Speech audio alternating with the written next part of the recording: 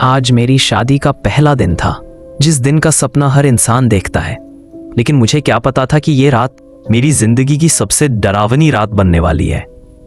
जब मैं कमरे में अंदर गया तो वो बिल्कुल खामोश बैठी थी, चेहरे पर अजीब सी उदासी, जैसे कोई भारी राज दिल में छुपा हो। मैंने हिम्मत करके पूछा, क्या हुआ, आप खुश नहीं हो? उसने धीरे से कहा, खुश? हाँ, होना तो चाहिए, लेकिन उसकी आवाज में डर साफ नजर आ रहा था।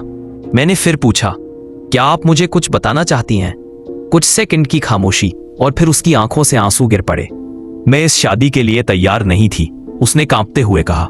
मैं जैसे हैरान रह गया। मतलब, अगर आप चाहती थी तो मना कर सकती थी, फिर क्यों? उसने अपनी सूनी आंखों से मेरी ओर देखा, क्योंकि मेरे पास कोई और रास्ता नहीं था।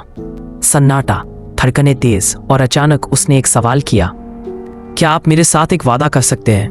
मैंने कहा, वादा? कौन सा वादा? उसकी आवाज कांप रही थी। चाहे कुछ भी हो जाए, इस कमरे की लाइट मत बंद करना, आज रात नहीं। मैं हंस पड़ा, मुझे लगा मजाक है, लेकिन वह चिल्ला पड़ी, not even for a second. उसकी चीख सुनकर मेरा दिल डर से सहम गया। उसके चेहरे पर डर ऐसा था जैसे किसी मौत को सामने देखा हो। मैंने पूछा, आखिर क्यों? वह धीरे से बोली, क्योंकि जब भी अंधेरा होता है कोई मुझे घूमने आता है। मेरे हाथ कांपने लगे और उसी पल अचानक कमरे की लाइट झपकी मारकर बंद हो गई, और आखिरी आवाज जो मैंने सुनी वह थी उसकी चीख, वो आ गया। लाइट जाते ही पूरा कमरा अंधेरे में डूब गया।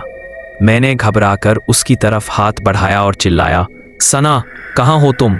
उसकी आवाज अंधेरे में कांपते हुए सुनाई दी, विक्रम, प्लीज हिलना मत, वो यहीं है। मेरी सांस रुक गई। मैंने पूछा, कौन है यहाँ? अचानक फर्श पर धड़ाम से कुछ गिरने की आवाज आई। सना चीखी, वो मेरे पीछे। मैंने जोर से चिल्लाकर कहा, सना बोलो, कहाँ हो तुम? उसकी आवाज अब बिल्कुल धीमी थी। वो, मेरी सांस रोक रहा है। मैं पागलों की तरह अंधेरे में हाथ मारता हुआ बोला, रुको, मैं आ रहा हूं। और अचानक लाइट वापस आ गई। मैंने देखा, सना फर्श पर पड़ी थी, उसके गले पर उंगलियों के गहरे निशान। मैं डर के मारे रो पड़ा। सना, ये सब कौन कर रहा है तुमसे? उसने हौले से फुसफुसाया, वो मेरा पति। मैं हैरान टूटती आवाज में बोला, पति? लेकिन मैं तो तुम्हारा पति हूं। उसने सिर हिलाकर कहा, नहीं विक्रम, तुम मेरे पति नहीं हो। वो मेरा असली पति 3 साल पहले मर चुका है, उसी रात सुहाग रात पर। मैं हिल गया। और जिसने उसे मारा था वो आज भी उसी घर में है। मैंने कांपते हुए पूछा, किसने मारा था? वो मेरी आंखों में देखते हुए बोली, मैं बताने ही वाली थी कि तब तक बहुत देर हो चुकी थी। अचानक दरवाजा खुद ब खुद बंद हो गया। कमरे में ठंडी सांसों की आवाज गूंजने लगी और एक गहरी खौफनाक आवाज ने कहा, मेरे कमरे में वापस स्वागत है, सना। मैं डर से चिल्लाया, कौन है तू? सामने आ। आवाज धीरे से हंसी, मैं वही हूं जिसके हक की रात तुमने छीन ली थी।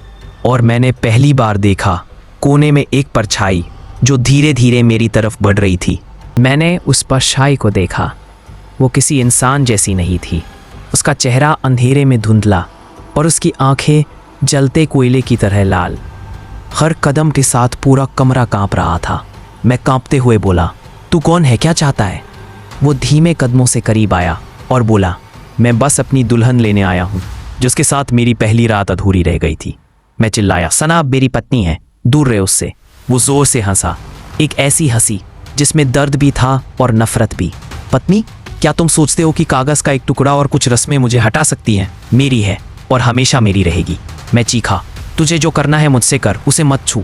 वो परछाई मेरी आंखों के सामने आ गई, इतनी करीब कि उसकी बस जैसी ठंडी सांस मेरे चेहरे पर महसूस हो रही थी। उसने कहा, बहुत हिम्मत है तुम में, लेकिन तुम ये लड़ाई जीत नहीं सकते। अचानक सना दर्द से चिल्लाई, विक्रम भागो, वो तुम्हें मार देगा। मैं चिल्लाया, नहीं, मैं तुम्हें अकेला नहीं छोड़ूंगा। वो परछाई गुस्से से गरजी, जितना ज्यादा तुम उसके करीब रहोगे उतनी दर्दनाक मौत होगी उसकी। सना रोते हुए बोली, विक्रम प्लीज बाहर जाकर दादी को बुलाओ, वो ही हमें बचा सकती हैं। मैंने कांपते हुए कहा, दादी? कौन दादी? सना की आवाज टूट रही थी, मेरी नानी। वो इस श्राप के बारे में सब जानती हैं, वो पास वाले गांव में रहती हैं। वो परछाई अचानक हवा में चीखी, कोई भी तुम्हें मुझसे नहीं बचा सकता। गुस्से में उसने मुझे जोर से धक्का दिया। मैं दीवार से टकराकर गिर पड़ा और उसी पल कमरे की खिड़की जोर से खुली और तूफान अंदर घुस आया। सना फर्श पर चीखते हुए तड़प रही थी। मैंने पूरी ताकत से उठते हुए चिल्लाया, सना, मैं अभी आता हूं। मैं वादा करता हूं कि मैं तुम्हें छोड़कर नहीं जाऊंगा। वो परछाई फुफकारती हुई बोली, अगर अभी बाहर निकला वापस जिंदा नहीं लौटेगा। मैंने उसे घूर कर कहा, मर भी गया तो सना को तुझसे बचाकर ही मरूंगा। और मैं दरवाजा खोलकर बाहर भागा। पीछे से सना का डर से भरा आखिरी शब्द सुनाई दिया, विक्रम जल्दी कर वरना बहुत देर हो जाएगी। मैं भागते भागते घर के बाहर पहुंचा। तेज आंधी, काले बादल, बिजली चमक रही थी और पूरा गांव जैसे खाली पड़ा था। मेरी सांस टूट रही थी लेकिन मैं रुका नहीं। मैं खुद से बड़बड़ाया, सना, मैं तुम्हें कुछ भी होने नहीं दूंगा, बस थोड़ा और। मैं नानी के पुराने घर के गेट पर पहुंचा। दरवाज़ा अपने आप चरमराते हुए खुल गया। मैंने ज़ोर से आवाज़ दी, कोई है? नानी प्लीज़ बाहर आइए। अंदर से एक टूटी सी बुजुर्ग आवाज़ आई, कौन? इतनी रात को कौन आया है?